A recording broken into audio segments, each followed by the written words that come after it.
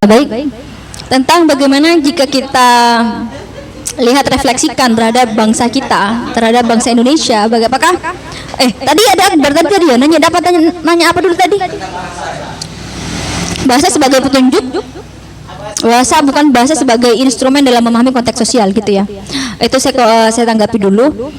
Mungkin kalau kita melihat dari struktur bahasa, hampir sama dengan ketika kita melihat bagaimana semiotika, perkembangan semiotika. Misalkan begini, menurut siapa namanya, Bauman, yang terjadi dalam masyarakat modernitas cair ini lebih kepada bagaimana kekerasan simbolis, bagaimana bahasa itu tidak hanya sebagai bagaimana kita memahami, tapi itu seolah-olah memiliki makna tersendiri gitu.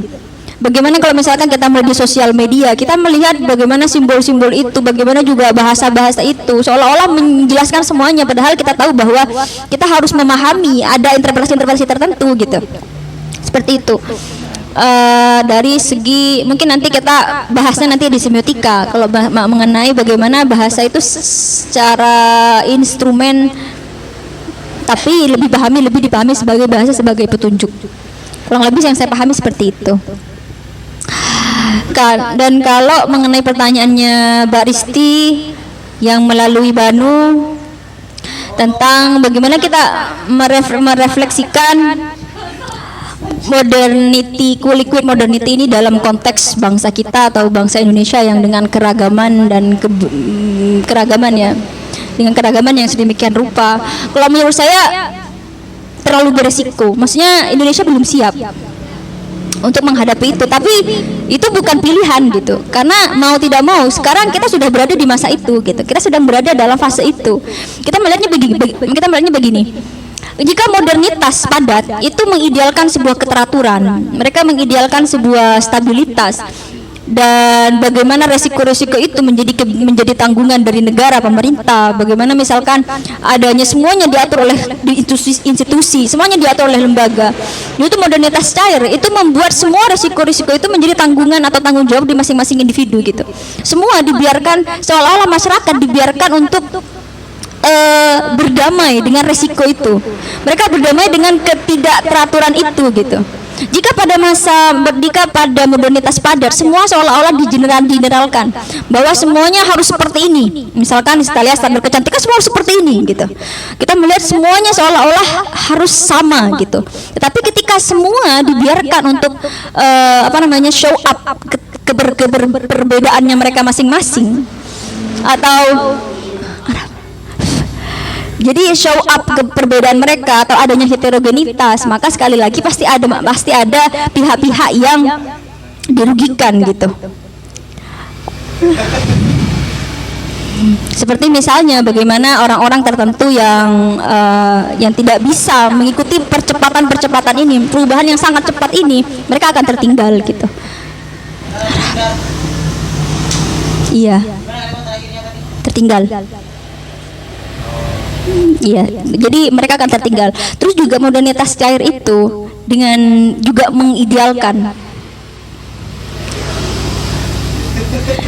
mengidealkan bagaimana manusia itu istilahnya ketika semuanya sudah terkonstruk dalam individualitasnya masing-masing, maka kepekaan, terus rasa kepedulian itu akan berkurang gitu, akan semakin menghilang. Seperti bagaimana kata Bauman tadi, ada yang menyebut bahwa masyarakat itu sebagai produksi sosial, sebagai produksi moral gitu. Tetapi ketika semuanya sudah terkonstruk dengan subjek yang berbeda tadi, mereka sudah dibiarkan dengan kehidupannya mereka masing-masing, individualitas yang sedemikian rupa, maka solidaritas yang kita kenal ada dalam negara kita itu akan perlahan menghilang gitu. Seperti kita juga melihat bagaimana sekarang saja itu terjadi di bangsa kita gitu. Jadi kalau dikatakan siap tidak siap, kita tidak siap, cuman kita harus siap gitu loh. Itu sudah sesuatu yang menjadi sebuah keniscayaan gitu. Sekali lagi pasti ada yang dirugikan dan kita harus bersiap dan berdamai dengan risiko itu gitu loh. Itu sih. Apalagi ada pertanyaan yang belum dijawab, Mbak Risti melalui Banu?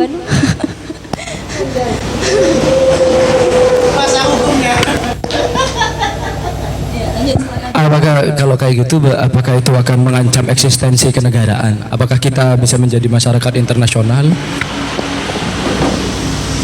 Kita warga warga negara internasional, bukan warga kita masyarakat internasional, maaf warga negara bukan masyarakat internasional, tetapi eksistensi negara tetap gitu kan. Cuman sentralisasinya berbeda. Jika semuanya diatur oleh negara, sekarang semuanya seolah-olah tersentral kepada masyarakat. Masyarakat punya peran, mereka sebagai subjek sekarang gitu. Dengan adanya media-media tadi, tetapi sekali lagi dengan perubahan yang cepat itu banyak sekali yang substansi-substansi yang hilang gitu. Berarti kalau dalam sektor politik, liquid modernity itu tidak berlaku ya, Pak? Berlaku, cuman berbeda perspektif sudah. Maksudnya ada perubahan.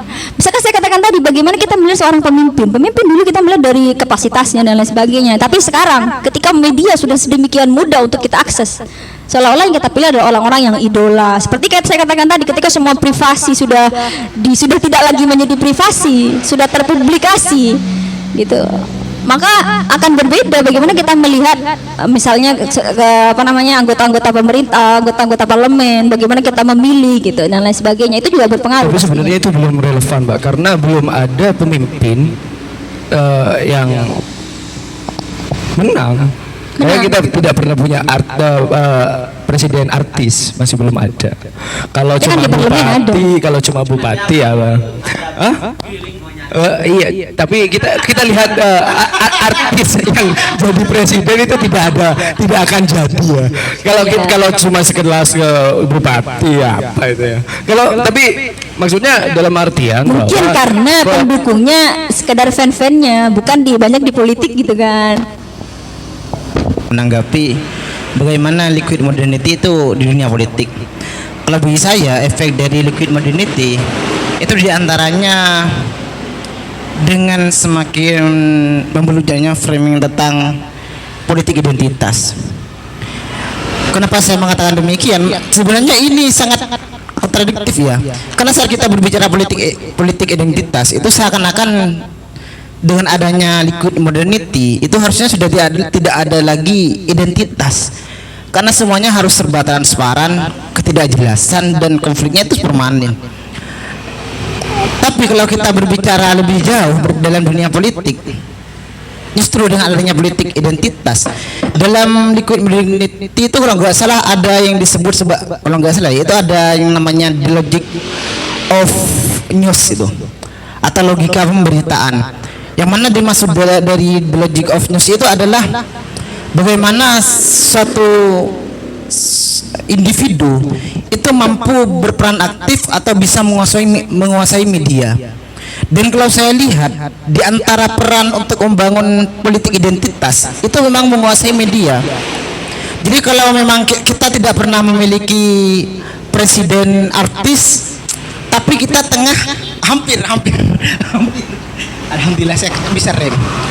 Tapi tidak menutup kemungkinan entah sekarang ada atau tidak ada, kita tengah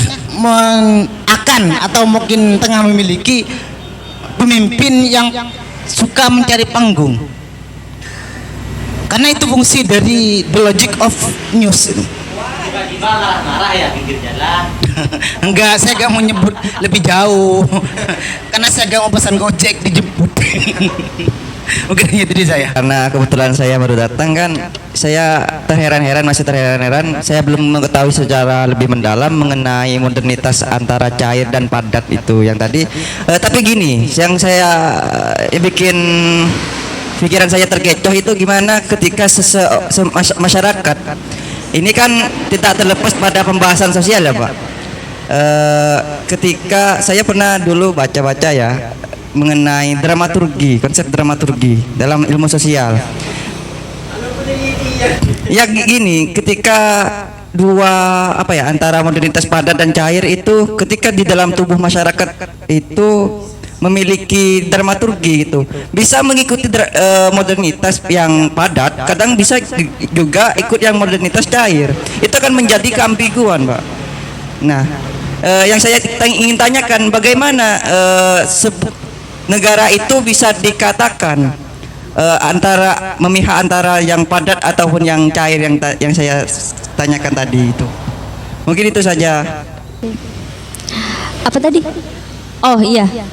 Bagaimana kalau misalkan kita ada yang mengikuti modernitas padat? Ali tadi dulu ya. Nanya apa tadi? Oke, menanggapi ya. Menanggapi punya Banu.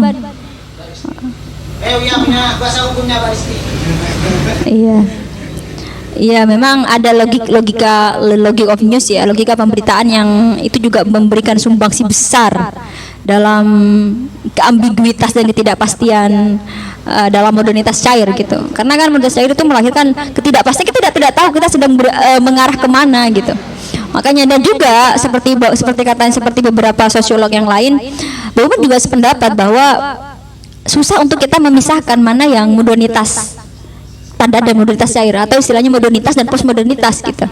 Karena hal itu tidak bisa dipisahkan secara pasti gitu. Hanya yang bisa kita lihat adalah gejala-gejalanya gitu kan. Banu tadi mau menanggapi? Silakan tadi dari tanggapan Ali dulu sebelum saya ke pertanyaan. Sebenarnya bukan mau menanggapi, Mbak. Saya cuma bertanya, kalau kita lihat dari analisis logika penamaan yang digunakan oleh Zygmunt Bauman, kita melihat ada modernitas padat, ada modernitas cair. Nah, kalau kita lihat dalam struktur IPA, bagaimana menentukan benda padat dan benda cair di situ kan, kita lihat bahwa itu tergantung kerapatan yang ada pada benda tersebut. Jadi kalau kita lihat benda padat itu yang rapat, ya, yang sholat jemaahnya bagus. Iya, sopnya bagus. Berarti itu Islam jamaah.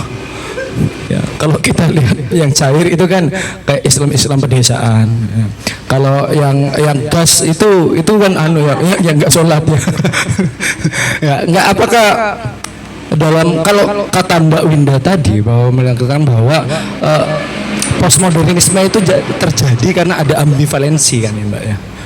Ada ambivalensi. Apakah ambivalensi yang terjadi pada modernitas cair ini akan menimbulkan modernitas gas yang nanti akan mungkin Mbak Winda akan telusuri secara pribadi? Mungkin saya sebut. Apakah ada ketertarikan personal yang dimiliki seorang Mbak Winda merumuskan modernitas gas ini? Karena kalau kita lihat dari modernitas cair bahwa kita yang paling menarik sebenarnya yang ada pada yang dipost di IG Simposium ID bahwa pada modernitas cair ini, pada Musmo ini ya, kita melihat bahwa kita memang sudah bebas untuk mengejar apapun yang kita mau, tapi kita kebingungan atas dasar apa kita akan mengejar sesuatu tersebut. Nah, apakah modernitas cair kita akan berada pada abad yang lebih membingungkan?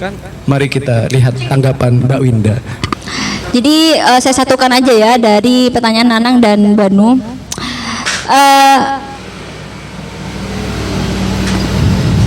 Tadi bagaimana kalau misalkan ada modernitas padat, ada orang-orang yang tetap bersikukuh mengatakan bahwa kita idealnya kita berada dalam keteraturan itu, kita berada dalam aturan-aturan pemerintah, kita berada dalam kepastian dengan adanya hukum-hukum, atau kita seharusnya kita menyukai generalisasi, homogenitas misalkan seperti itu. Dan ada juga yang justru sebaliknya, yang menyukai heterogenitas yang kita cirikan dengan gejala-gejala postmodernitas gitu. Kalau menurut saya itu sah-sah saja, karena memang postmodernitas itu memberikan hak, memberikan kebebasan kepada setiap orang untuk memilih itu gitu kan. Cuma sekali lagi yang menimbulkan konflik karena tadi ada ketidakpastian, ada yang menyukai ketidakpastian, ada yang baiknya adalah semua memiliki hak, semua menjadi subjek gitu, semua menjadi subjek. Tetapi menjadi resiko adalah orang-orang yang teralienasi tadi. Individualitas itu menciptakan keterasingan gitu. Itu. Terus juga mengomentari kata Banu tadi, modernitas gas, mungkin kalau modernitas dari sudah ketidakpastiannya seperti ini, mungkin kalau modernitas gas kita H-1 Q4 kali ya. Jadi semua semakin tidak pasti gitu. Ketika modernitas cair kita berada dalam yang kalau katanya Bauman, perubahan-perubahan yang semakin cepat ini tidak memiliki substansi yang berarti gitu. Dan tentunya itu menjadi resiko gitu kan. Apalagi nanti kalau misalkan dengan sifat gas tadi, maka kita sedang berada dalam kekacauan yang kalau menurut saya bisa kita bayangkan, apalagi dengan sekarang ketidakpastian keambiguitas ini seperti ini, apalagi di masa depan kita aja tidak tahu arah postmodernitasnya mau kemana gitu. Itu sih. Silakan teman-teman yang mau ditambah di atau ada pendapat lain dan lain sebagainya, silakan. Mungkin bukan menambah ya Mbak, cuman bertanya. Tadi kan sempat disinggung itu terkait dengan alienasi, ya kan? Ada keterasingan di situ. Nah, pertanyaan saya mungkin dari Zygmunt Bauman itu ada solusi terkait subjektivitas subjek-subjek yang merasa terasi. Imbasnya dari liquid modernity kan seperti itu. Modernitas cair akhirnya nanti yang menjadi the risk society, masyarakat risiko kan seperti itu. Mungkin ada solusi dari Zygmunt Bauman, karena dari tadi saya semacam gak ada solusi terkait perihal tersebut. Mungkin hanya itu Mbak. Kalau karena saya sebenarnya untuk solusi pasti saya belum baca, ini karena keterbatasan bacaan saya, karena banyak sekali beberapa buku yang ia tulis. Karena kan yang ada satu yang masterpiece-nya adalah Liquid Modernity. Tetapi selain itu ada juga buku-bukunya yang lain tentang mortality, tentang keabadian. Ada juga bukunya tentang survival saya lupa. Banyak sekali. Cuman dalam yang Liquid Modernity ini saya tidak tahu, saya tidak melihat ada solusi pasti yang ia berikan, atau karena kurangnya bacaan saya kurang mendalam gitu terhadap bagaimana pemikiran dari Zygmunt Bauman. Tetapi kalau yang implikasi yang bisa saya ambil dari beberapa pemikirannya, kalau kita merefleksikan bagaimana yang melihat modernitas cair dengan berbagai resikonya, saya melihat bahwa sosok Zygmunt Bauman itu seperti soal apa istilahnya ya, bukan menganjurkan ya, iyalah istilahnya menganjurkan kita untuk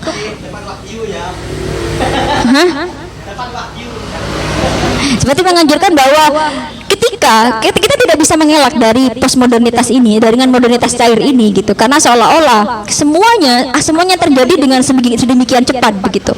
Dan makanya ketika masyarakat diberikan kebebasan untuk berdamai, atau subjek-subjek itu berdamai dengan berbagai macam resiko, maka kalau menurut saya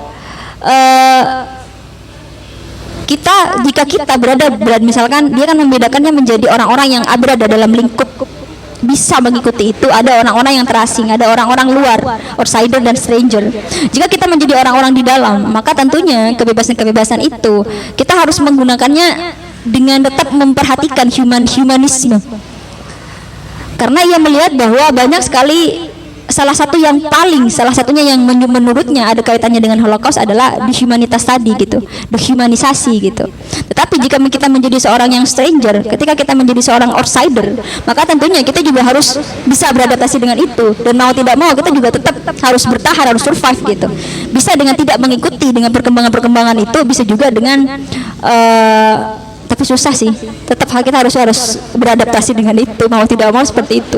Kayak misalkan bagaimana orang-orang dengan perekonomian menengah ke bawah, mereka tidak bisa ikut di media-media massa dan lain sebagainya. Itu mau mengurangi resiko, tapi lagi juga beresiko, karena dia berada dalam masyarakat yang sangat heterogen tadi, dia akan semakin teralienasi gitu. Di situ itu sih. Mungkin ada jawaban dari teman-teman yang lain. Ini cuma pendapat saya aja. Itu ada dari Kak Faki, silakan Kak. Cek. Ini ada kaitan dengan psikologi ya, tentang mental, keterasingan, alienasi dan lain sebagainya. Sebelum ada pertanyaan tentang bagaimana solusi untuk mengatasi keterasingan itu, saya ingin bertanya kepada penanya, kepada Bang Faruk ini. Apakah dalam kondisi seperti ini keterasingan itu adalah sebuah masalah? Apakah sebuah problem?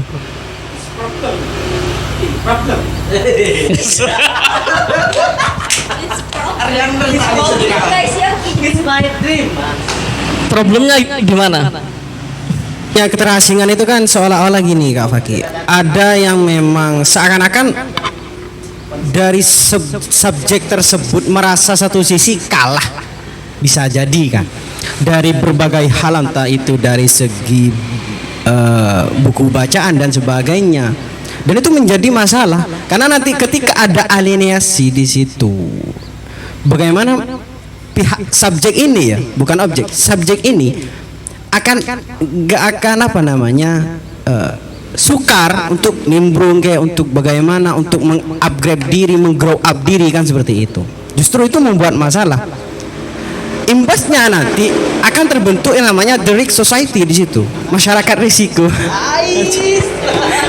Ya, mungkin ya hanya itu.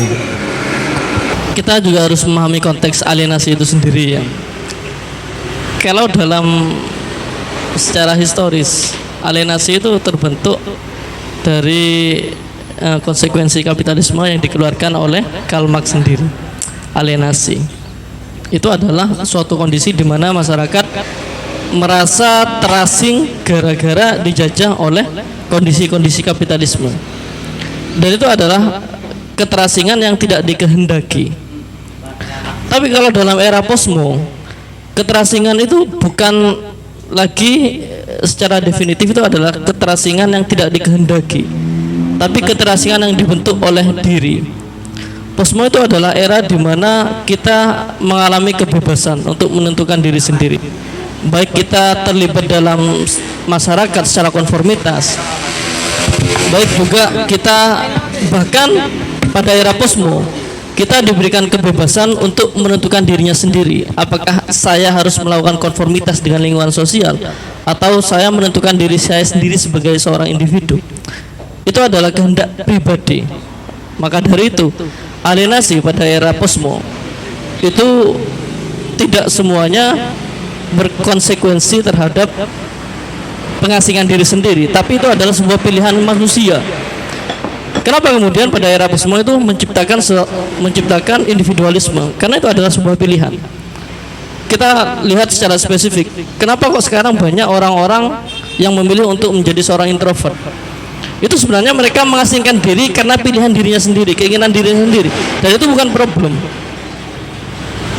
Itu berdasarkan kebebasan bagi kita untuk mengekspresikan bagaimana diri kita dikondisikan. Jadi pilihan untuk teralienasi itu tidak semuanya bersifat problem, karena itu juga bersangkut pautan dengan bagaimana kenyamanan diri kita untuk bersikap. Maka dari itu pada era posmo ini kalau kita bertanya tentang alienasi, itu tidak semuanya tentang keterasingan yang negatif, tapi juga yang positif. Jadi untuk ditanyakan solusinya, ya mungkin solusinya bagi orang yang merasa terasing secara tidak dikehendaki, tapi yang bagi terasing atas dasar kehendak diri sendiri, itu bukan menjadi problem dan tidak perlu menjadi solusi. Bahkan itu adalah sebuah solusi itu sendiri. Kan gitu. Kritik saya terhadap Bauman, Zygmunt Bauman. Bauman itu kan latar belakangnya adalah Zionis, dan salah satu yang diutamakan, maksudnya yang paling digembor-gembor itu adalah tragedi Holocaust dulu, itu pembantaian terhadap orang-orang Yahudi.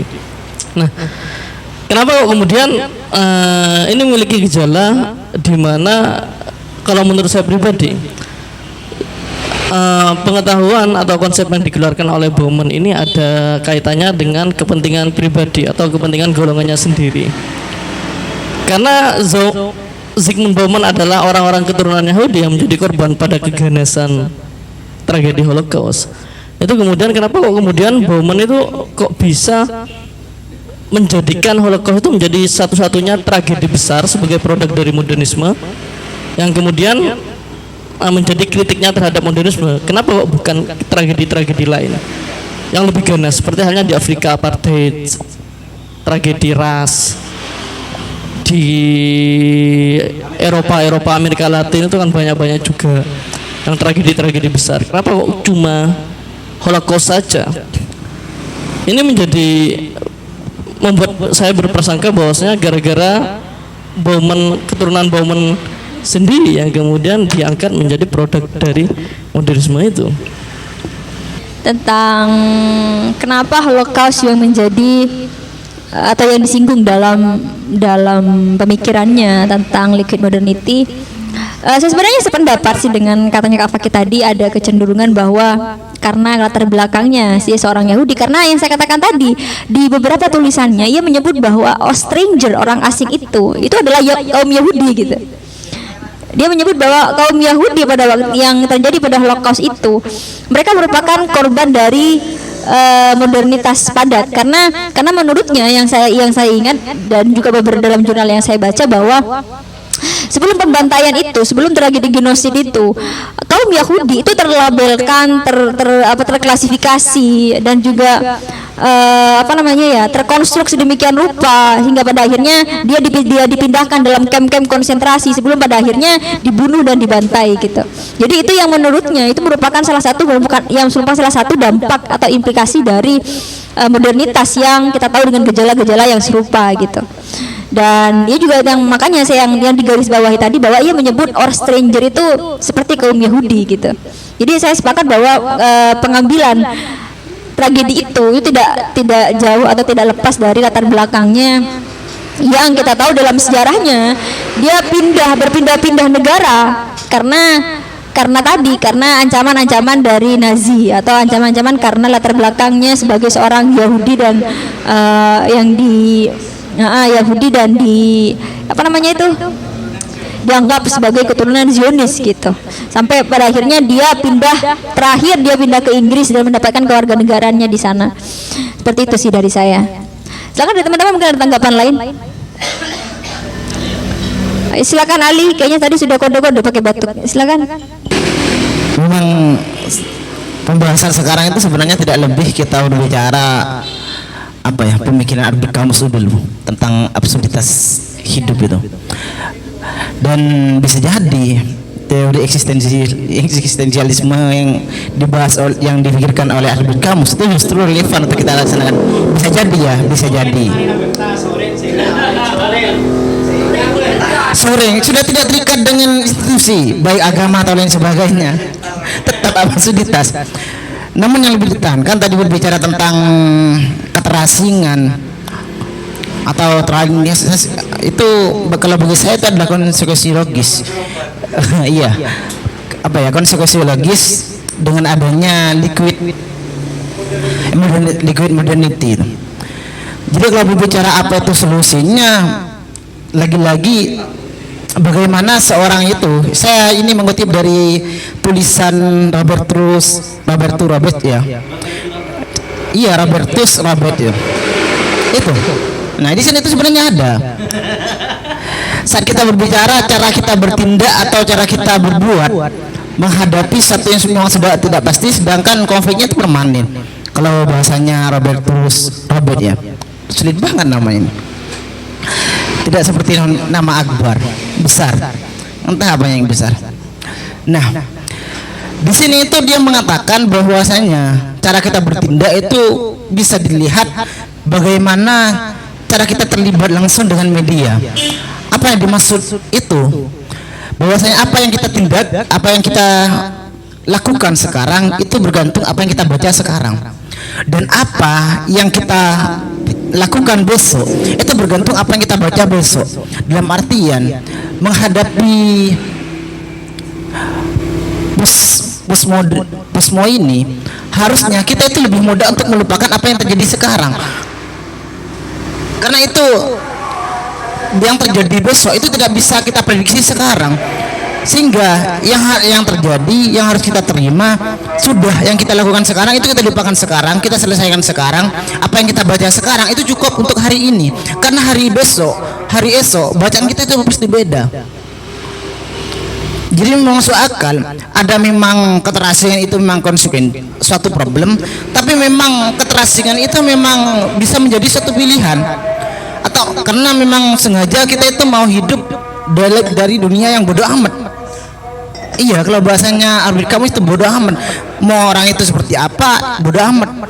Yang penting kita hidup ala kita sendiri. Mungkin hanya itu di saya. Jadi memang postmodernitas cair, liquid modernity ini itu meniscayakan ambiguitas, terus juga absurditas, terus juga ketidakpastian, Dan karena apa? Karena ketika kita diajak, saya katakan tadi, kita diajak berdamai dengan risiko-risiko tadi. Jadi juga kita melihat ketika dengan media yang sedemikian rupa memuncak gitu kan, dengan AI dan lain sebagainya, itu seolah-olah kita dihadapkan dengan konsekuensi itu gitu. Jika kita tidak bisa mengikuti itu, maka itu juga pilihan gitu kan. Bagaimana kita juga mencari inisiatif-inisiatif lain. Kenapa? Karena kita sudah diberi kebebasan untuk memilih jalan kita gitu. Terus juga memang modernitas cair itu atau liquid modernity itu ya seperti tadi di dalam logika pemberitaan tadi, the logical of news ya, the logic of news, apa tadi? Ya memang semuanya cepat berubah. Banyak sekali perubahan-perubahan yang berlangsung dengan cepat, tapi kehilangan substansi kalau kata-katanya Bauman gitu ya. Tetapi sekali lagi apa ya? Sebelum ada yang mau diomongin. Apa sudah li? Intinya kita harus bersiap dengan itu gitu. Kita juga harus memfilter. Ada juga yang beberapa yang saya baca di beberapa jurnal yang menggunakan teori ini dalam menganalisis teori konten-konten hoax, yang merupakan salah satu bagian dari konsekuen atau resiko-resiko dengan adanya media yang membludak gitu. Nah, di situ kita bisa melihat posisi kita dengan adanya media yang dengan politik identitas, dengan apa namanya media-media yang men-show up banyak tokoh-tokoh public figure gitu kan. Tetapi kita diberikan pilihan untuk sekali lagi dengan adanya kita diberi kebebasan untuk melihat, memilih.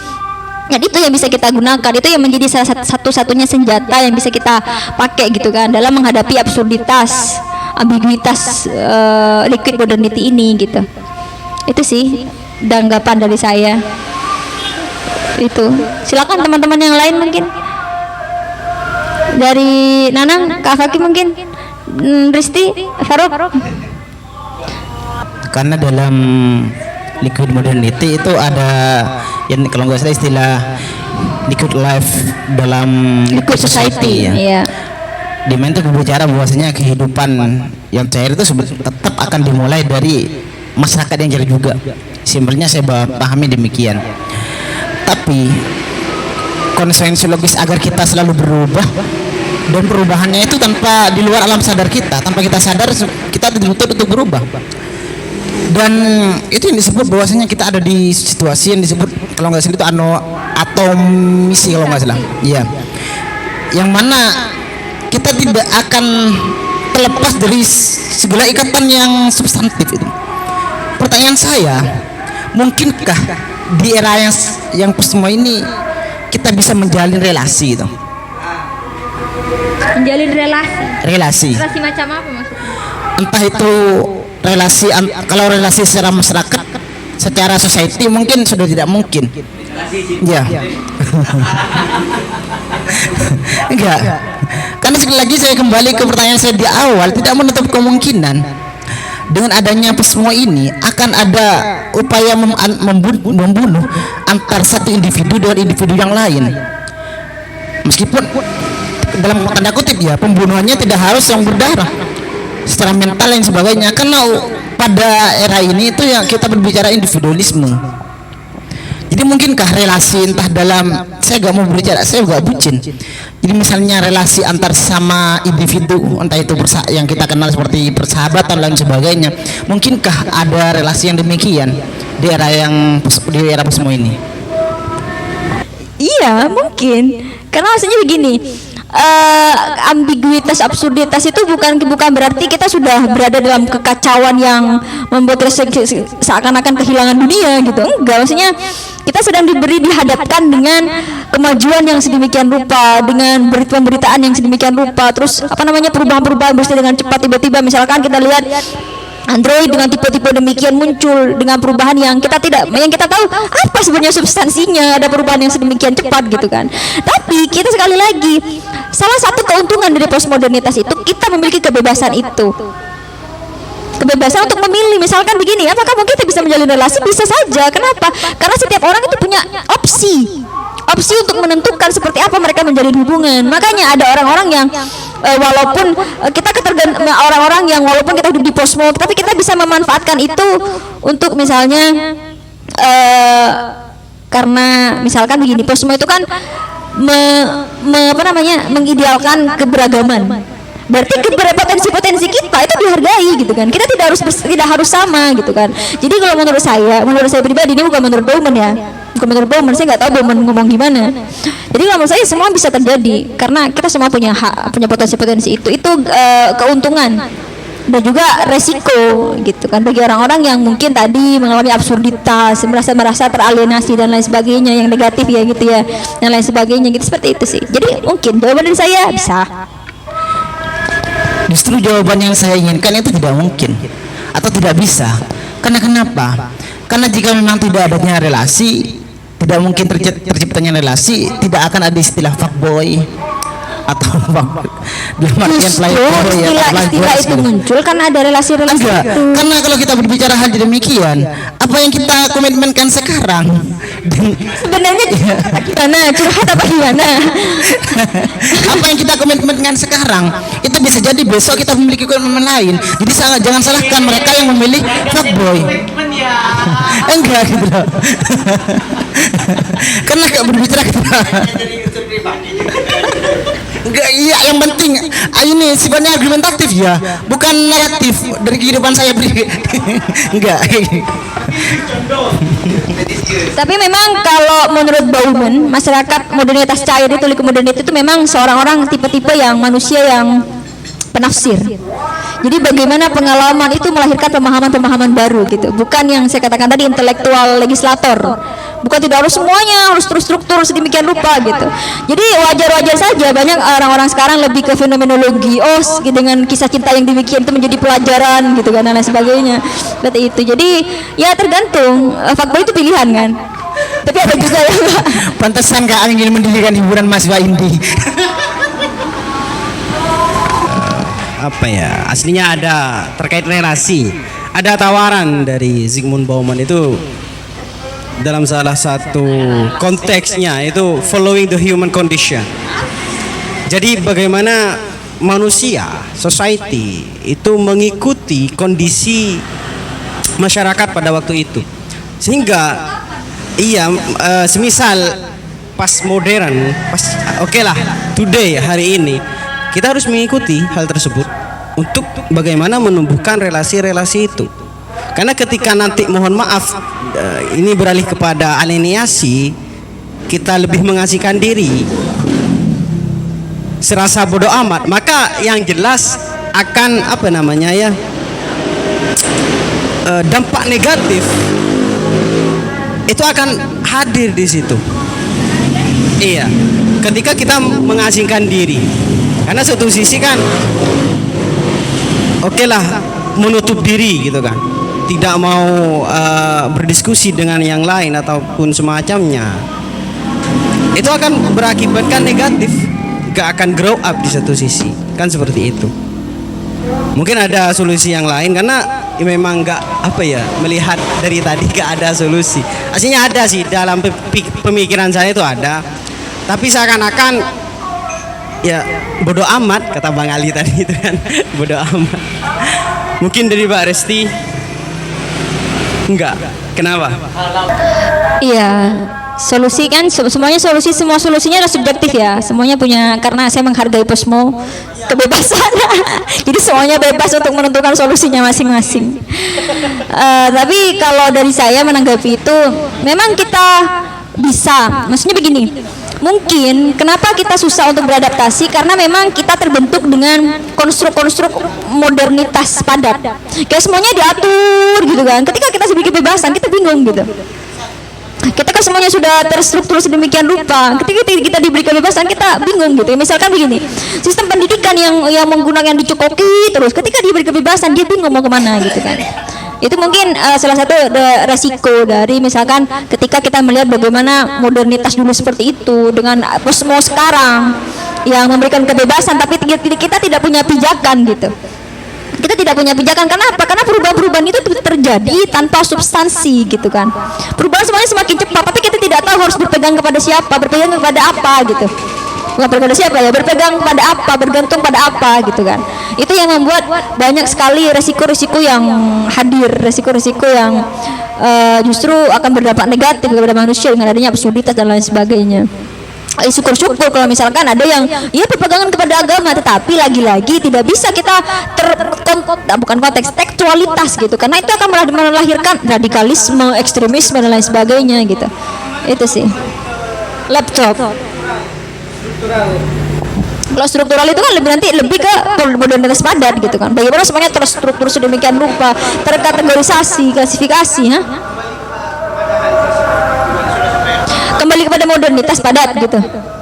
Kalau menurut saya sekarang untuk kembali, saya rasa itu bukan, kalau tidak menyebut kemustahilan ya. Kenapa? Karena begini, semua berlangsung sama seperti begini.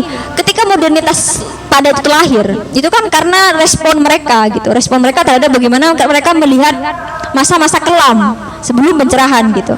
Pun ketika kita melihat model postmodernitas, itu lahir karena misalkan tadi ambisi terhadap tatanan yang sedemikian rupa, klasifikasi gitu kan. Semua punya resikonya masing-masing gitu. Dan kita susah untuk mengelak dari itu, gitu sih kalau menurut saya. Dan banyak yang menyebut modernitas padat itu, saya lupa dari siapa, Habermas kayaknya, menyebut bahwa posmo itu adalah modernitas yang belum selesai gitu, modernitas yang belum sempurna dan lain sebagainya. Jadi modernitas yang belum selesai gitu. Kenapa? Bisa aja, seperti misalnya Korut gitu, Korea Utara saya rasa itu sangat semuanya terstruktur, terlegal, legalitas legal, terklasifikasi, terstruktur, semuanya tersentralisasi kepada negara. Mereka memfilter perubahan-perubahan atau media-media yang dikhawatirkan itu akan merusak kebudayaan asli dan lain sebagainya. Jadi semua pilihan gitu kan. Tapi saya melihat Indonesia kayaknya tidak bisa. Dan kita belum tahu kita sedang berada di mana. Modernitas pun kita belum selesai gitu. Dan tiba-tiba ada posmo dengan perubahan yang sedemikian rupa, ada globalisasi dan lain sebagainya. Itu semua terjadi, pasti terjadi, dan sekarang sedang kita alami gitu. Dengan adanya dampak-dampak dari negara-negara adidaya gitu kan. Karena kita kan negara yang punya hubungan dengan negara-negara lain, kita tidak bisa lepas dari negara-negara lain gitu. Jika kita tidak siap, ya kita terdampak gitu kan. Kita tetap terdampak. Saya rasa seperti itu sih. Jadi kalau saya melihat, kalau saran saya, bukan saran sih, pandangan saya terhadap Bauman ini, Zygmunt Bauman, memang ini bukan sesuatu yang baru, karena kita mengalaminya. Kita sedang berada dalam situasi itu, situasi posmo ini, modern liquid modernity ini. Tetapi dia seolah-olah memberikan analisis yang cukup dalam ya, teman-teman bisa baca dalam bagaimana ia melihat dalam aspek politik, dalam aspek moral dan lain sebagainya, dalam buku-bukunya yang lain. Tetapi di sini kita bisa melihat bahwa keambiguan, bagaimana kita dipermainkan oleh media, bagaimana obsesi terhadap kekuasaan, kuasa media terhadap fame, ketenaran gitu kan, terhadap pengakuan, semuanya merupakan lahir dari ketidakpuasan kita atau ketamakan kita gitu, lahir dari ketamakan kita, dan itu menjadi konsekuensi dari adanya posmo tadi. Ketika heterogenitas kita dibiarkan atau dihidangkan sedemikian rupa, maka semuanya punya hak gitu kan. Ketika semuanya punya hak, seperti perlombaan, pasti ada yang menang, pasti ada yang kalah. Yang menang itu mereka yang mampu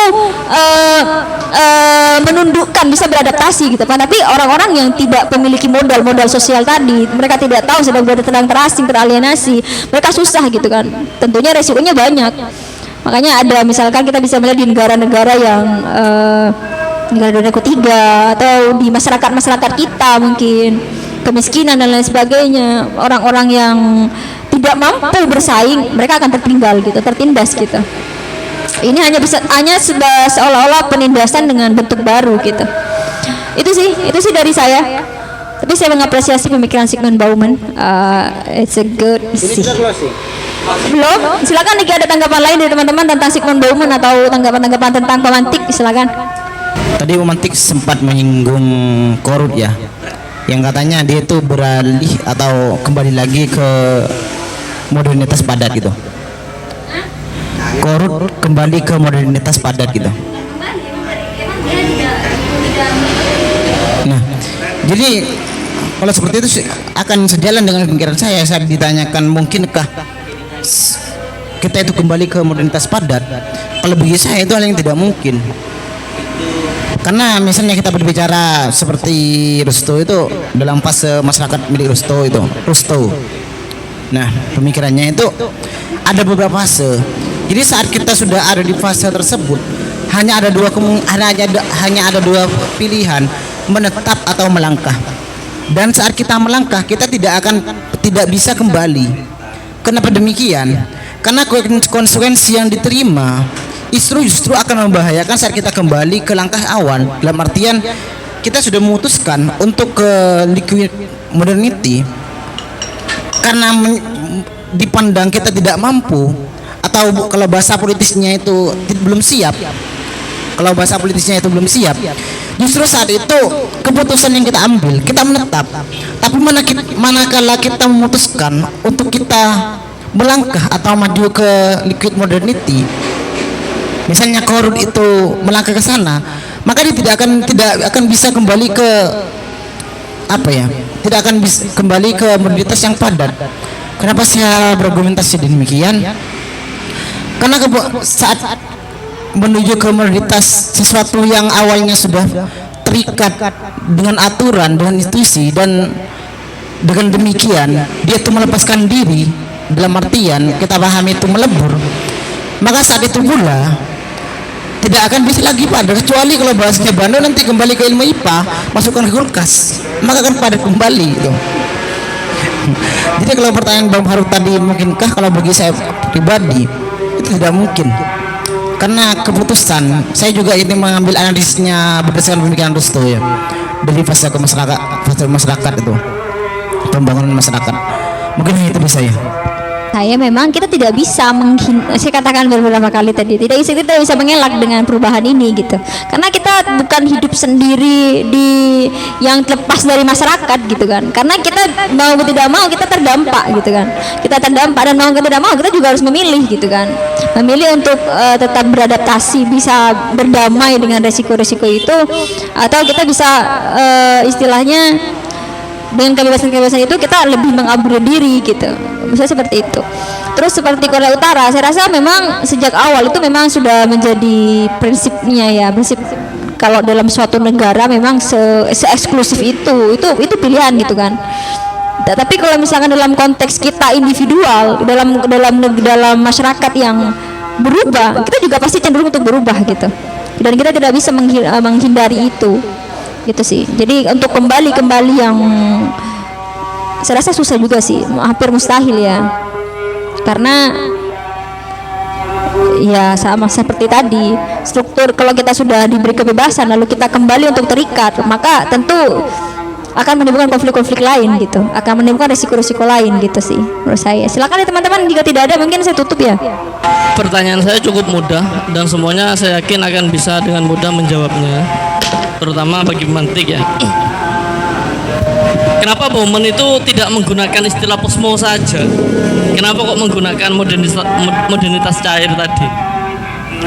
Padahal banyak pemikir-pemikir kontemporer itu banyak menggunakan istilah posmo. Ya mungkin ada beberapa seperti Giddens atau siapa gitu yang menggunakan bahasa-bahasa lain, tapi kenapa kok tidak menggunakan posmo saja gitu?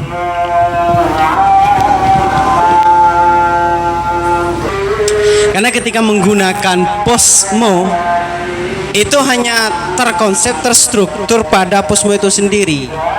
Nah, sedangkan dari keinginan mungkin dari Zygmunt Bauman, kenapa memilih liquid modernity? Karena bagaimana ia mungkin akan lebih ingin mencairkan perihal postmodern itu sendiri kan. Nanti ada macam-macam seperti itu kan, diterangkan bahwa dijelaskan tadi ada modernitas cair, ada modernitas padat dan sebagainya. Mungkin hanya itu dari saya. Mungkin ada yang lain dari pemantik Zygmunt Bauman. Baik, cek.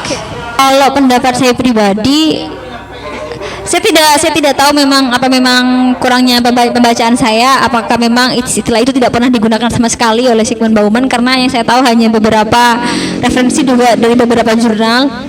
Cuman yang saya kembalikan lagi jawabannya pada alasan dia bagaimana ia mendefinisikan modernitas. Bauman itu melihat modernitas mungkin tidak jauh berbeda dengan sosiolog-sosiolog yang lain, bahwa modernitas itu adalah modernitas cair itu atau posmo lah ya, kita menyebutnya sekarang posmo, itu tidak jauh berbeda dengan modernitas, hanya hanya menyampaikan gejala-gejala yang khas gitu. Yang saya pahami seperti itu tentang bagaimana Bauman melihat postmodernity atau modernitas cair atau liquid modernity. Jadi dia sesuatu yang tidak terpisahkan sama sekali dari modernitas, makanya dia menyebut itu residu dari modernitas padat gitu. Ia lahir dari modernitas padat dengan gejala-gejala yang baru, dengan kekhasan-kekhasan yang baru, sehingga tidak terpisahkan gitu dengan modernitas. Tapi alasan-alasan lain kenapa dia tidak menggunakan diksi post atau pasca, saya belum menemukan di beberapa referensi, sekurangnya pembacaan saya di beberapa referensi. Mungkin itu saja dari saya. Jadi itu sih. Silakan dari teman-teman yang lain. Silakan mungkin dari Mas Aril. Selamat datang Mas Aril. Saya lagi-lagi mengangkat tulisan dari ya Robertus Robert ya. Bosnya anjir. Enggak, karena memang dia tuh mengkategorikan bahwa pemikiran Bauman itu sama dengan Ginden dan Habermas. Dia tuh beralasan kenapa tidak menggunakan istilah pasca Ginden. Kenapa dia tidak menggunakan istilah pasca modernitas? Karena Bauman itu mengatakan apa yang terjadi di zaman sekarang itu dipandang tidak ada patahan zaman yang dipandang signifikan, sehingga perlu menggunakan istilah pasca modernitas.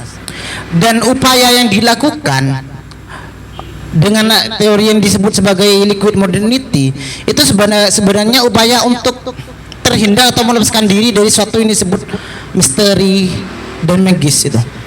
Sehingga hal yang magis itu upaya memang untuk menghindari hal demikian atau memerdekakan diri, sehingga menggunakan istilah liquid modernity. Ya, silakan teman-teman nanti memberikan tanggapan tentang Bauman, tentang pemikirannya, menambah, menyanggah, menyengkritik dan lain sebagainya, silakan. Tentang itu mungkin saya melihat bagaimana ia membandingkan gitu. Jadi dia menggunakan istilah modernitas solid modernity ya. Saya lupa untuk padat itu apa. Intinya heavy modernity sama liquid modernity. Jadi keseimbangan atau apa istilahnya ya? Supaya balance, istilahnya equilibrium. Jadi supaya ada keseimbangan antara bagaimana ia membandingkan dua hal ini dari secara jadi struktur yang padat, bagaimana kerapatan itu atau struktur kekakuan itu ada dalam modernitas padat. Sedangkan kita melihat sekarang dari segi strukturnya, struktur zat cair yang mengalir, fleksibilitas, ketidakpastian dan lain sebagainya, itu menjadi ciri atau gejala dari modernitas cair. Jadi liquid maupun heavy itu merupakan salah satu yang menggambarkan bagaimana situasi dan gejala dari masing-masing gitu. Kalau misalkan dia menyebut heavy modernity dan langsung postmodernisme, maka nggak seimbang gitu kan dari segi tatanan bahasa. Saya rasa seperti itu sih. Apa makna kebebasan dalam pemikiran Bauman pada pemikirannya dalam liquid modernity? Apa yang dimaksud dengan kebebasan? Kalau saya melihat, saya belum menelusuri kebebasan dalam aslinya dalam beberapa, saya cek ya di bukunya sendiri tentang liquid modernity, tentang kebebasan. Cuman saya melihat kebebasan itu ketika ia memaknai individual dan individualitas gitu. Jadi kebebasan itu memberikan, kalau kebebasan modernitas padat, ia melihatnya sebagai bagaimana kita terlepas dari, kalau katanya Robertus Robert itu, atau sebenarnya dia mengutip dari tulisannya Bauman juga, bahwa bagaimana kita terbebas dari misteri magis, dan bagaimana dari situ kita memiliki kebebasan untuk menentukan arah, yaitu dengan gejala-gejala modernitas, yaitu adanya kecenderungan pada teknologi, ada kecenderungan pada informasi, ilmu pengetahuan dan lain sebagainya. Sedangkan pada modernitas cair itu lebih kepada kebebasan pada subjek masing-masing gitu. Kebebasan itu diberikan kalau misalkan pada awalnya suatu komunitas itu, suatu modernitas standar itu memberikan kebebasan secara kolektif gitu. Dan pada waktu itu manusia sebagai objek, yaitu bagaimana kita melihat bagaimana perkembangan ilmu pengetahuan. Sedangkan pada modernitas cair, kebebasan lebih tertuju kepada setiap manusia jadi sebagai subjek. Bagaimana ia menentukan, bagaimana perbedaan-perbedaan itu atau masing-masing orang itu diberikan kebebasan untuk menentukan haknya, potensi-potensinya dengan gejala heterogenitas tadi gitu. Mungkin itu Kak. Menurut saya sih. Apakah kebebasan itu akan mensejahterakan manusia pada era liquid modernity? Saya tidak bisa menjawab secara general, secara pasti gitu ya. Karena sekali lagi apa namanya modernitas liquid modernity itu membebaskan gitu kan. Saya melihatnya di satu sisi bisa, di satu sisi itu justru membuat kita dilema gitu. Seperti misalnya kita bisa kebebasan itu bisa mensejahterakan. Kenapa? Karena semua orang apa namanya ya? Istilahnya hak-haknya terakomodasi. Ada hak-hak mereka, potensi-potensi mereka diberi kebebasan. Mereka punya hak untuk bersuara gitu. Jadi semuanya tidak terpusat pada satu suara gitu. Tidak ada pengaruh utamaan suara atau generalisasi gitu. Tapi di satu sisi kebebasan itu, ketika kita semua diberi kebebasan, itu akan memberikan resiko yang saya katakan tadi. Ketika kita tidak bisa bersaing, ketika kita tidak bisa mengikuti itu, maka kita hanya akan menjadi stranger, orang-orang asing yang justru kita keluar dari apa ya namanya kemampuan kita untuk mengikuti atau apa istilahnya ya, susah sekali untuk mengimbangi lah istilahnya, untuk mengimbangi liquid modernity dengan perubahannya yang semakin sangat cepat. Di satu sisi saya kira seperti itu sih Kak. Bukankah kebebasan itu semakin membuat manusia semakin semakin sejahtera? Kalau dalam pemahaman orang seperti kita seperti itu, kebebasan itu sama dengan kesejahteraan, atau secara spesifik dalam psikologi itu PWB, psychological well-being, jadi kesejahteraan psikologis. Nah, kenapa kemudian di sela-sela Bauman menawarkan kebebasan tersebut, kenapa ia waktu itu juga menawarkan kebingungan, padahal kan hak-haknya sudah terpenuhi semua? Apa yang lantas membingungkan? Justru ketika semua diberikan kebebasan, kita tidak tahu mau dibawa kemana kebebasan-kebebasan kita gitu. Maksudnya begini, yang menjadi ciri liquid modernity itu adalah ketidakpastian gitu. Ketika pada awalnya pada modernitas kita tidak diberi kebebasan, semuanya teratur, ada keteraturan, kepastian, semuanya terstruktur, terklasifikasi, terkategorisasi gitu. Nah, ketika kita masuk kepada liquid modernity, semua diberi kebebasan, kita bingung untuk menentukan kemana arah kita gitu. Sedangkan kita tidak bisa mengimbangi kecepatan perubahan-perubahan dari liquid modernity ini gitu. Maka kalau yang saya pahami dari Bauman itu, dia melihatnya itu akan menjadi resiko ketika kita tidak bisa atau istilahnya kita diberi hak, tapi kita tidak bisa menggunakan itu, kebebasan-kebebasan itu, dan juga tidak bisa mengimbangi dengan kebebasan-kebebasan orang lain. Karena kan setiap orang punya, kayak misalkan bagaimana Bauman mengistilahkan turis dan gelandangan misalkan. Itu kan turis, mereka sama-sama punya kebebasan, tetapi turis dia lebih punya banyak modal sosial gitu, sehingga dia dunianya lebih leluasa. Tetapi orang-orang yang tidak punya modal-modal atau perekonomian, atau tidak secara ekonomi menengah ke bawah, miskin gitu ya, mereka justru semakin terasing gitu. Mereka akan semakin tersudutkan gitu. Mereka semakin jauh dari tidak bisa mengimbangi liquid modernity itu gitu. Saya rasa seperti itu sih. Jadi kebebasan itu membuat kita tidak tahu, kebingungan gitu, ambigu, ketidakpastian, absurditas gitu. Sedangkan di satu sisi semua berlangsung sangat cepat gitu. Misalkan informasi tiap hari ada berita-berita yang setiap hari berubah gitu kan. Perubahan semakin cepat, ada gaya ini itu dan lain sebagainya gitu. Istilahnya kita masih shock gitu ya. Kita beri kebebasan tapi shock gitu. Kita tidak tahu harus apa gitu loh. Itu sih. Nah, kayak misalkan kita berdiam diri saja, kita berdiam nih gitu kan, kita punya hak tapi kita diam aja, dan semuanya bergerak gitu kan, lama-kelamaan kita juga tertinggal gitu kan, jika tidak bisa mengimbangi perubahan-perubahan itu gitu. Itu sih, jadi itu sih yang menurut saya yang menjadi tantangan bagi manusia yang hidup di era liquid modernity ini. Itu sih. Mungkin juga itu yang menyebabkan banyaknya mungkin di beberapa negara-negara maju banyak yang memilih bunuh diri misalkan, atau memiliki kan banyak kan istilah, ya terserah beban apa aja. Psikologis tadi ya kompeten kita dia tidak punya kompetensi untuk mengimbangi kemajuan tadi, dia tidak punya support system secara yang mereka butuh support system buat mental mereka, tapi mereka tidak mendapatkan itu, seolah seakan-akan mereka diabaikan oleh semua orang gitu, diabaikan oleh dunia sehingga memutuskan untuk menutup usia kayak gitu sih. Jadi semua memiliki resiko, dan yang minim resiko adalah mereka yang punya privilege itu gitu loh. Itu sih menurut saya. Silakan dari teman-teman mungkin ada tanggapan lain biar tidak searah.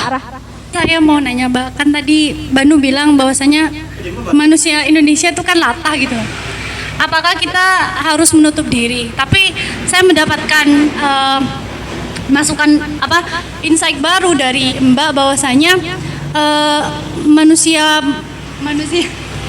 manusia dari orang masyarakat dari negara maju pun bisa bunuh diri karena ketidaksiapan mereka dengan kompetisi yang ada, dan mereka menganggap bahwasanya diri mereka buangan gitu.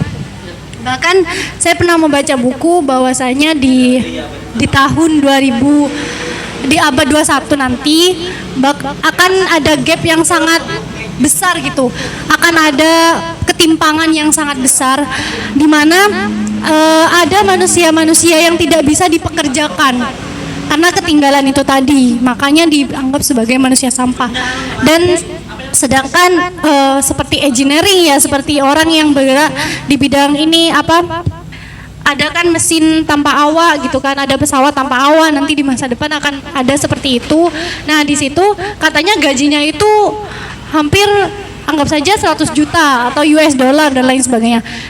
Dan itu bagaimana dengan nasib orang-orang yang tidak bisa dipekerjakan karena memang banyak sekali pekerjaan-pekerjaan hilang seperti sopir dan lain sebagainya. Kan nggak mungkin mungkin kalau dari masyarakat tradisional yang mengendarai benih tukang delman menjadi sopir itu kan masih mungkin. Tapi kalau seorang sopir menjadi seorang engineering itu nggak mungkin, itu kan harus butuh kompetensi yang sangat besar. Nah itu Mbak, pertanyaan saya bagaimana likuiditas ini, kayak di negara maju saja tidak ada yang beberapa manusia yang tidak sanggup menghadapinya deh, apalagi manusia Indonesia yang sangat latah gitu. Bahkan saya pengangguran di Indonesia itu bukan hanya terjadi karena lapangan pekerjaan tidak ada, tapi karena memang kompetensi manusianya itu tidak qualified gitu di sana gitu. Itu Mbak. Mungkin. Kalau menurut saya sih itu bukan hanya adanya liquid modernity sih, sejak modernitas padat itu ada, atau dari abad 17-18 itu sesuatu yang sudah ada gitu ya, bagaimana ketimpangan ekonomi dalam suatu negara itu pasti ada, dan ketidakmerataan lapangan pekerjaan dan juga sumber daya manusia yang masih sangat rendah, kesejahteraan itu menjadi masalah dalam suatu negara gitu. Kalau menurut saya bagaimana solusi bagaimana kalau misalkan nanti di suatu saat ataupun sekarang sebenarnya banyak sekali dengan adanya artificial intelligence itu menghilangkan pekerjaan-pekerjaan yang di situ menggunakan manusia gitu. Sedangkan itu pun sekarang, apalagi nanti beberapa tahun kemudian gitu, maka akan banyak pekerja-pekerja yang kehilangan pekerjaannya gitu. Kalau menurut saya hal yang mungkin bisa kita lakukan itu tidak lain adalah bagaimana kita mencari peluang-peluang lain gitu. yang bisa kita lakukan sekarang, maksudnya begini, kita tahu kita aja gitu ya, kita sekarang misalkan kita belajar banyak sekali yang tiap tahunnya banyak sekali lulusan-lulusan dari engineering, padahal engineering sudah jarang kepake misalkan nanti, dan juga jurusan-jurusan misal akuntansi sekarang sudah ada komputer, jurusan-jurusan lain gitu yang sudah sekarang yang dikhawatirkan akan punah suatu saat. Kalau menurut saya salah satu yang bisa kita lakukan punah ya bahasa Inggris, padahal sekarang sudah bisa belajar lewat Google gitu ya, lewat YouTube. Kecuali tafsir ya, kalau tafsir kita tetap butuh mufasir karena jadi kalau menurut saya ya salah satu-satunya yang bisa kita pakai adalah mencari peluang. Kayak misalkan begini, ketika banyak pekerjaan yang hilang, maka akan ada peluang-peluang baru gitu. Kayak misalkan begini, bagaimana kita membayangkan bahwa suatu saat orang-orang desain itu bakalan dipakai gitu misalkan. Bagaimana kita melihat bahwa sebenarnya suatu saat kayak misalkan yang kemarin apa tuh foto selfie dapat berapa puluh juta itu, siapa yang bisa membayangkan itu gitu. Jadi banyak sekali ya Ghazali gitu ya. Jadi banyak sekali peluang-peluang yang muncul dan itu menjadi jalan satu-satunya yang paling efektif untuk kita mencari peluang untuk bisa mengimbangi kompetensi yang ada dalam liquid modernity itu gitu. Ya kalau misalnya kita diam, saya katakan tadi kita diam aja, kita sudah tertinggal gitu. Itu jadi itu konsekuensi yang kita harus hadapi, dan salah satu gejala liquid modernity adalah kita berdamai dengan resiko-resiko itu. Mau tidak mau kita juga harus ya mencari peluang-peluang lain. Makanya itu tantangan juga bagi mahasiswa, bagaimana dia tidak hanya punya satu skill, dia harus menguasai banyak skill gitu, supaya dia qualified tadi gitu kan. Dan itu juga tantangan bagi pemerintah, saya rasa begitu sih, karena pemerataan lapangan pekerjaan SDM itu juga tanggung jawab pemerintah, seperti dalam pasal Undang-Undang Dasar pasal 28 cek lagi nanti ya. Pasal 28 pendidikan, bagaimana sumber daya alam, sumber daya manusia itu harus dioptimalkan gitu kan.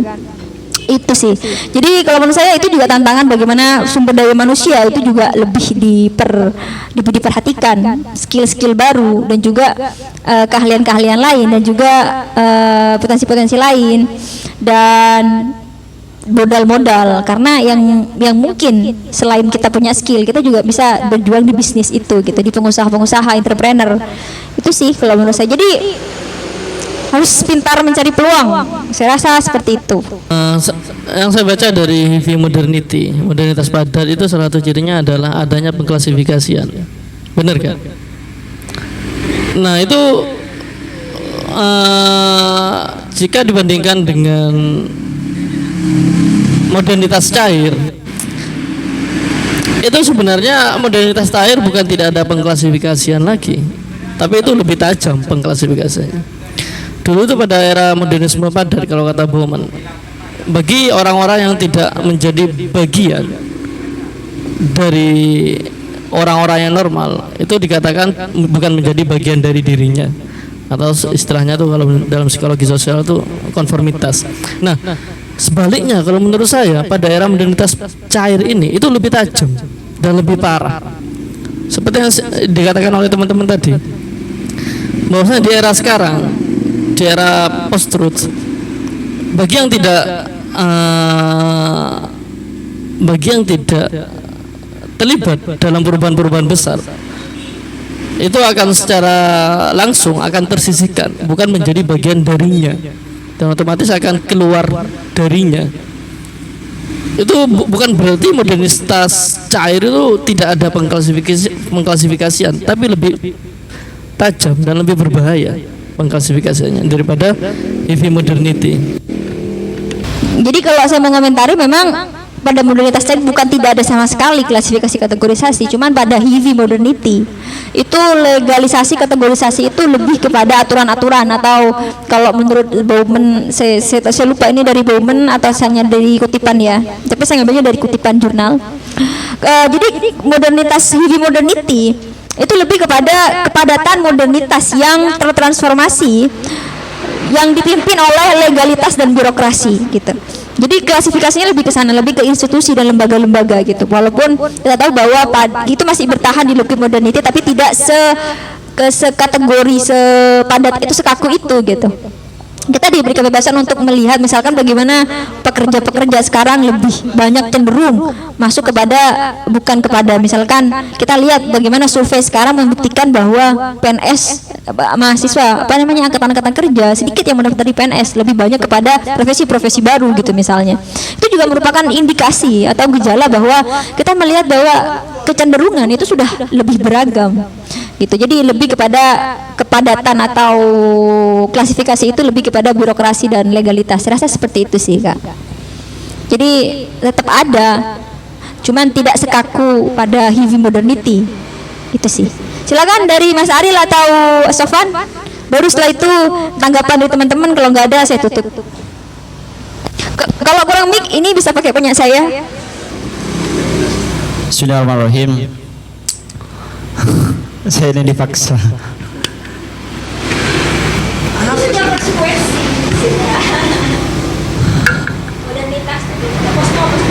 Postmodern ya, liquid modernity ya, atau modernitas punyanya Bauman.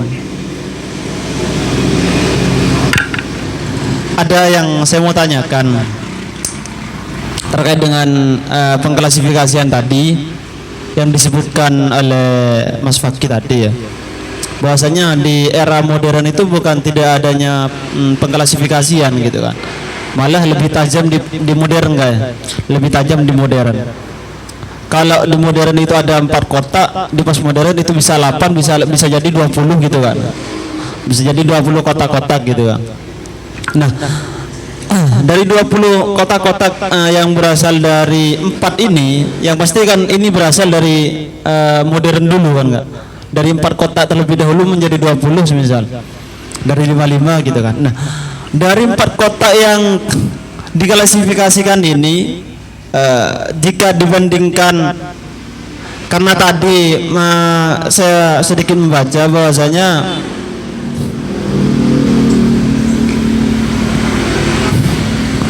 postmodern ini lebih membebaskan suatu individu untuk berkarya ataupun mempunyai kehendak gitu kan gitu Pak Winda ya. Nah, namun di era itu juga kita diberikan harapan yang tidak pasti gitu kan, harapan yang tidak pasti dengan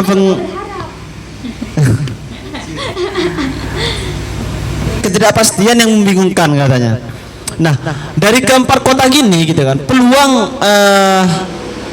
peluang untuk kita mengharap gitu kan, sejauh mana? Paham, Mbak? Ya, itu mungkin sementara dulu. Kalau berharap sih saya rasa kita untuk berharap kita bebas, kita tidak terbatas untuk berharap karena kita berharap kan, maksudnya tiap orang punya hak untuk berharap kepada siapapun, cuman sekali lagi itu tidak bisa menjadi solusi untuk kita menghadapi liquid modernity itu, karena sekali lagi yang saya rasa ketika kita diberi kebebasan secara individu, maka kita hanya bisa mempercaya atau mengembangkan, mengupgrade diri sendiri gitu kan, karena yang bisa melewati itu hanya diri sendiri gitu kan. Saya rasa seperti itu sih. Jadi kita tidak bisa bergantung kepada sosial, bergantung kepada orang lain, bergantung kepada institusi yang justru suatu saat bisa mungkin mem-PHK kita. Dan pada sosial yang justru semakin berubah dan dengan ambiguitas dan fleksibilitas yang semacam ini, justru kita tidak bisa bergantung pada siapapun kecuali pada Tuhan dan diri kita sendiri. Ya,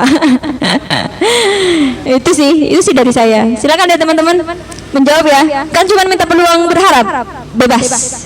Peluang itu tidak terbatas untuk berharap. Mana Soren Kierkegaard? Oh, jadi dokumentasi. Silakan dari Mas Aril mungkin.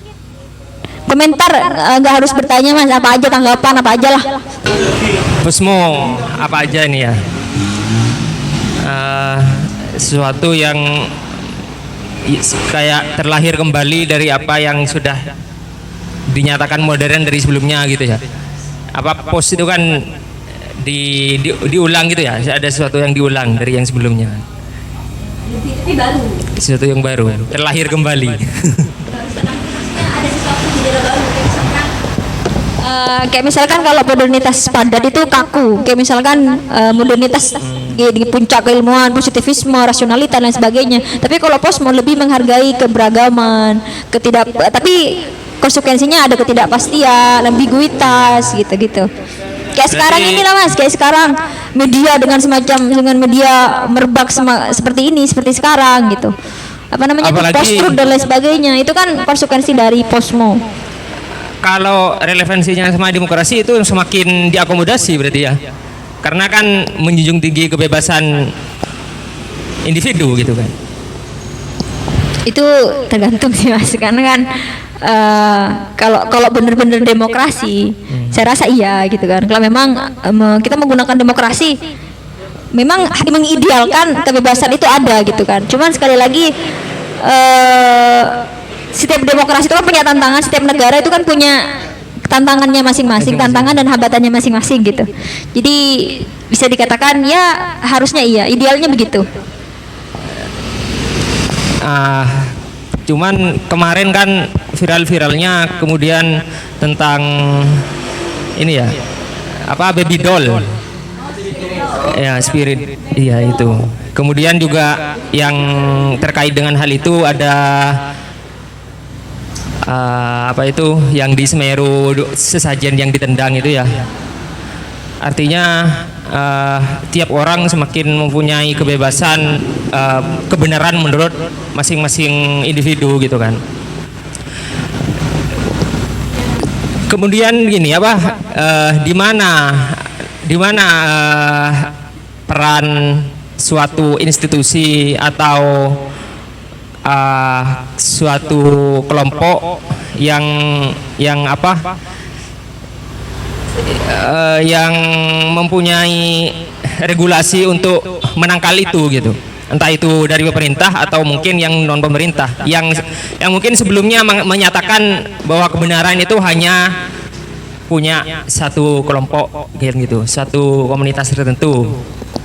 Sedangkan yang di postmodernisme ini kan membebaskan itu semua kan gitu.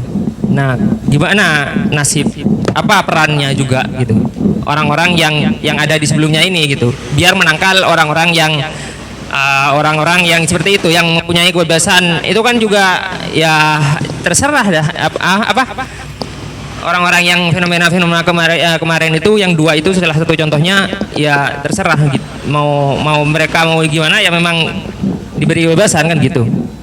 Artinya menjadi kebenaran yang apa itu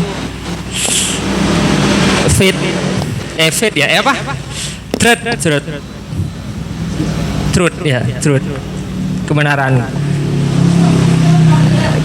Rasanya itu kan juga yang menjadi bagian dari post truth kebenaran yang apa, post kebenaran gitu ya. Nah, gimana peran-peran instansi kah dari pemerintah, bagaimana gitu dalam hal ya politik dan semacamnya gitu.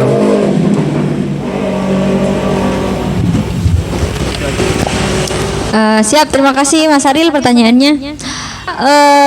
Kebebasan pada masa heavy modernity maupun liquid modernity itu tetap membatasinya terhadap kebebasan orang lain gitu. Dua-duanya saya rasa juga sama-sama mengakomodasi hak-hak orang lain gitu. Cuman bedanya mungkin di situ kalau pada heavy modernity semua terhomogenisasi, semuanya diteraturkan gitu. Maka kalau kita melihat dengan kacamata heavy modernity, maka orang itu tetap tidak bisa mengklaim kebenaran kelompok mereka sendiri gitu. Karena dua-duanya, karena kita walaupun liquid modernity itu tidak menghargai perbedaan, menghargai heterogenitas, tapi bukan berarti kita bisa terlepas dari hak-hak yang dimiliki orang lain gitu. Terus juga mengenai post-truth itu semakin melonjak atau istilahnya semakin memuncak gitu ya dengan adanya liquid modernity. Karena kalau pada kalau pada heavy modernity itu kan semuanya terstruktur, semuanya terkendali, bukan maksudnya terpusat gitu, semuanya terkategorisasi, terklasifikasi gitu, semua ada aturan-aturan yang sekaku itu. Bahkan mungkin dari segi kebebasan berpendapat memang lebih bebas pada liquid modernity.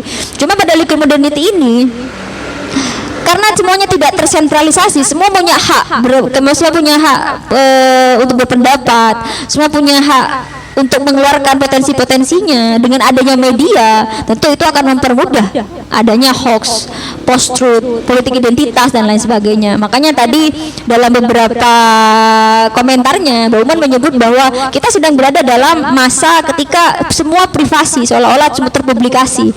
Jadi hampir tidak ada batas mana yang itu privasi, mana yang enggak gitu. Jadi itu yang terjadi dalam masyarakat kita gitu kan. Jadi kalau saya melihat seharusnya demokrasi lebih terakomodasi dengan adanya liquid modernity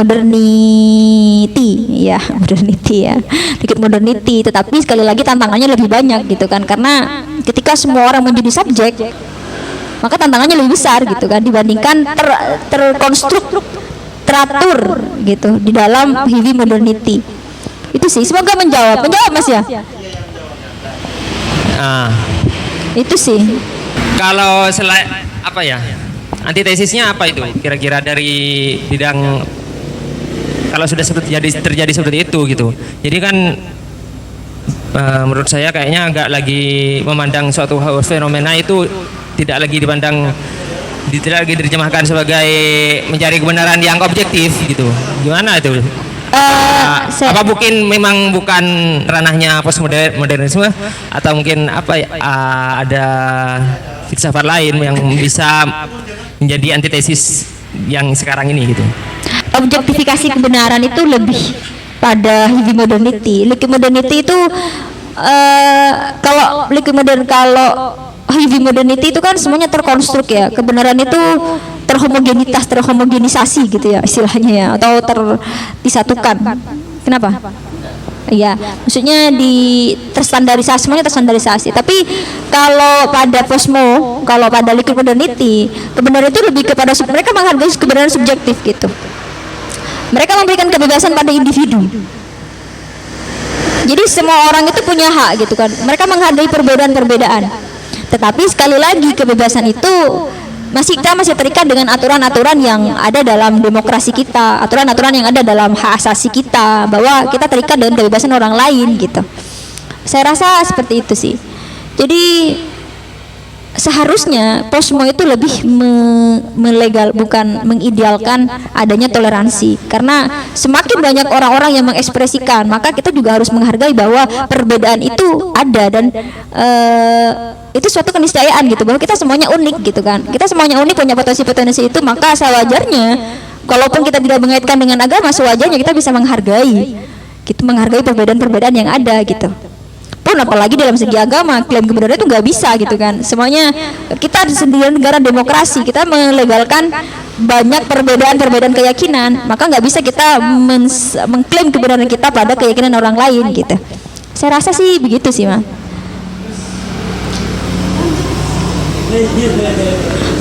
Silakan di teman-teman yang lain. Saya ingin bertanya bukan kepada materi ya, kepada Bang Faruk.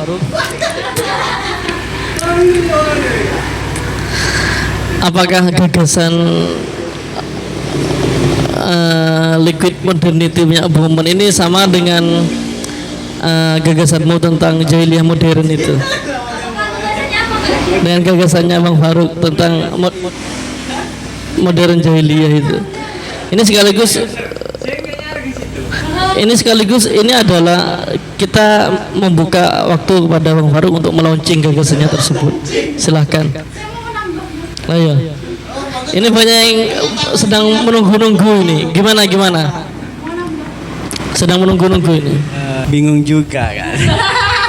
Karena soalnya modern jahiliyah itu puncak aslinya itu lebih mengarah terhadap ya bagaimana fenomena-fenomena hari ini yang aslinya modern itu teman-teman masyarakat itu terhegemoni dari bentuk media yang seolah-olah bukan menjadikan dia sebagai masyarakat modern, tapi lebih mengarah terhadap pembodohan massal.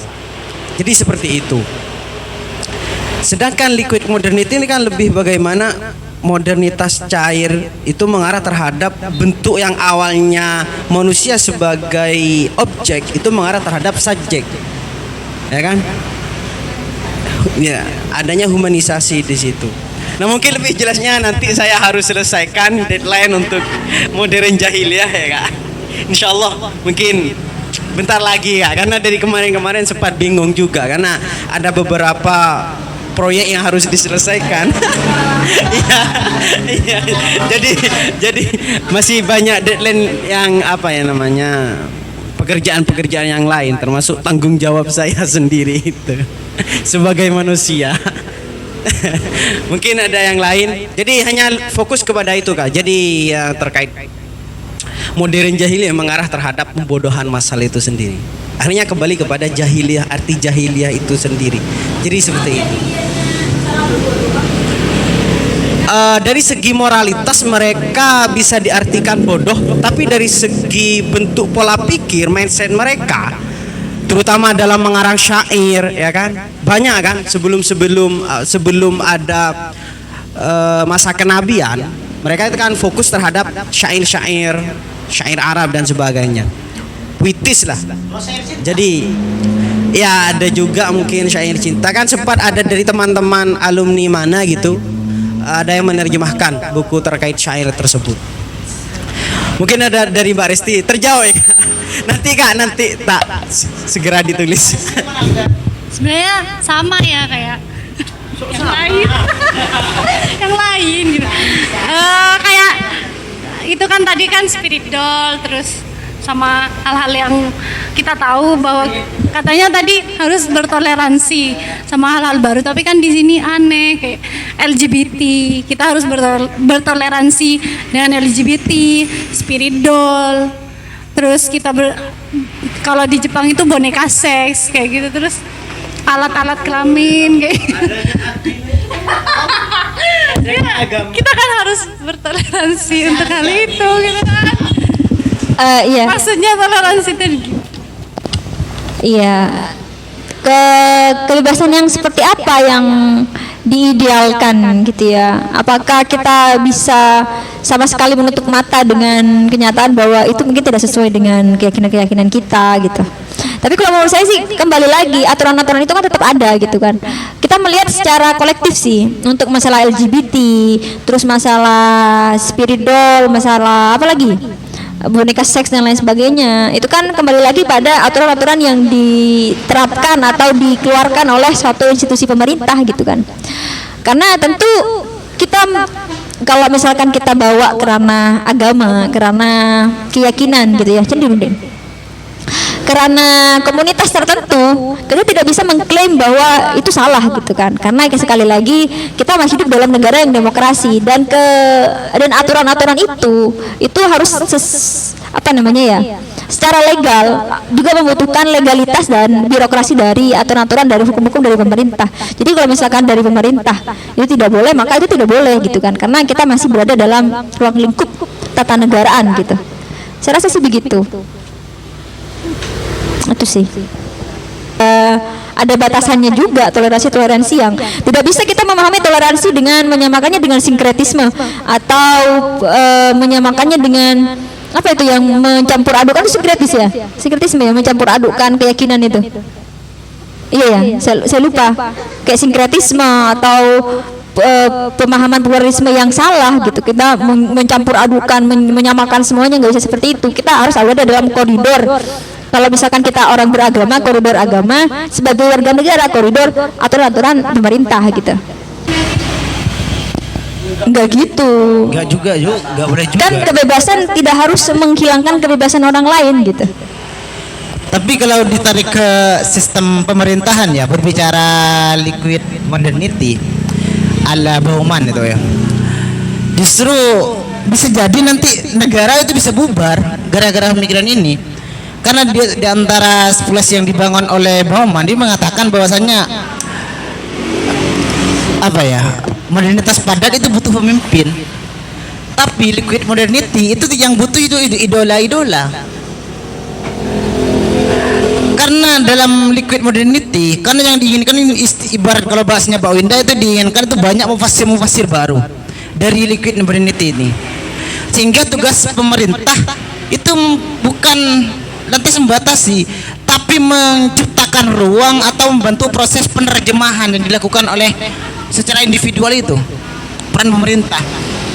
Jadi memang sedikit ambigu kalau kita berbicara kebebasan yang dimaksud dari liquid modernity ini. Apakah ada batasan? Kalau ada batasan secara ketatanegaraan, maka secara otomatis yang membatasi kebebasan ini itu adalah sistem ketanegaraannya. Salah satu contohnya, kalau kita tarik ke kasus yang saya angkat tadi yang terjadi di India, kalau memang kalau kita tafsirkan berdasarkan liquid modernity, salah satu penghambat agar tidak terjadi pembantaian, maka dengan adanya kebijakan dari sistem pemerintahan. Kalau secara liquid modernity, mereka boleh-boleh saja membantai masalah kaum muslim. Itu menurut saya. Karena bukan berarti liquid modernity itu melegalkan dehumanisasi gitu ya. Justru kalau seorang Zygmunt Bauman ini, dia seorang sosiolog yang sangat memprioritaskan humanisasi gitu. Makanya dia mengomentari Holocaust atau pembantaian massal itu, pembantaian kaum Yahudi itu gitu. Dan jika kita melihat fenomena di India, bukan berarti liquid modernity itu kebebasan yang sama sekali mengabaikan aspek humanitas gitu ya, humanisasi gitu. Justru itu kebanyakan justru ya. Justru terakhir itu memberikan kita insight baru, kalau katanya Barsti, insight baru bahwa kita melihat seseorang itu punya kebebasan dan mereka subjek bukan objek gitu. Jika pada awalnya Holocaust itu yang menurut Bauman mereka terkategorisasi, terlabelisasi, terklasifikasi dengan sedemikian rupa, dianggap sebagai objek gitu ya, dengan tanpa memikirkan aspek moral. Nah, adanya liquid modernity itu ketika semua orang menjadi subjek, semua orang bergerak berdasarkan pengalaman dan melahirkan pemahaman-pemahaman baru, justru hal itu tidak akan terjadi gitu. Terus nah, liquid modernity itu kita bukan suatu konsep atau aliran yang terkotak-kotak gitu. Saya melihatnya pemahaman teman-teman kayak terkotak-kotak, liquid modernity kayak paham yang kita pakai gitu. Misalkan enggak. Saya melihatnya sebagai suatu era yang kita menghadapinya dengan, kita melihatnya sebagai gejala-gejala baru gitu, gejala-gejala sosial baru. Makanya dia menyebut sebagai produk kebudayaan gitu, kebudayaan baru gitu. Nah, bukan berarti kita harus bisa terlepas sama sekali dari aturan-aturan legalitas dan birokrasi pemerintah, enggak. Cuman ada kecenderungan berbeda. Ya biasanya kita melihat pemerintah aturan-aturan yang kita terpaku dengan itu, tapi kita sekarang lebih cenderung fleksibel gitu. Kita cuma fleksibel pada perubahan-perubahan yang terjadi. Kita fleksibel dengan subjektivitas masing-masing pribadi, masing-masing individu, potensi-potensi lain, potensi-potensi baru. Kayak gitu sih. Daily. Kau menanggapi Banda? Itu sih. Kalau tidak ada saya tutup ya. Closing statement. Kalau closing statement saya lebih suka pada kata-kata dari Bauman yang teman-teman bisa lihat dalam tulisannya, IG-nya, quotes yang dikutip di Symposium ID.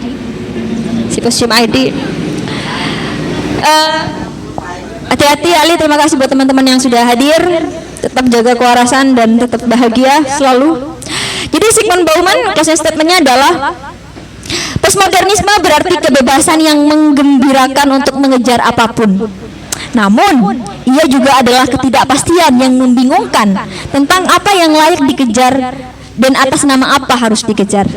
Itu saja dari saya. Apabila ada kurang dan kesalahan dan lain sebagainya, saya mohon maaf. Itu semua tidak lain karena keterbatasan saya. Jika ada kritik dan saran, silakan tinggalkan di kolom komentar. Jangan lupa untuk like, comment, subscribe, dan share jika dirasa bermanfaat. Kurang lebihnya mohon maaf. Assalamualaikum warahmatullahi wabarakatuh. Jumpa lagi di diskusi selanjutnya. Bye bye.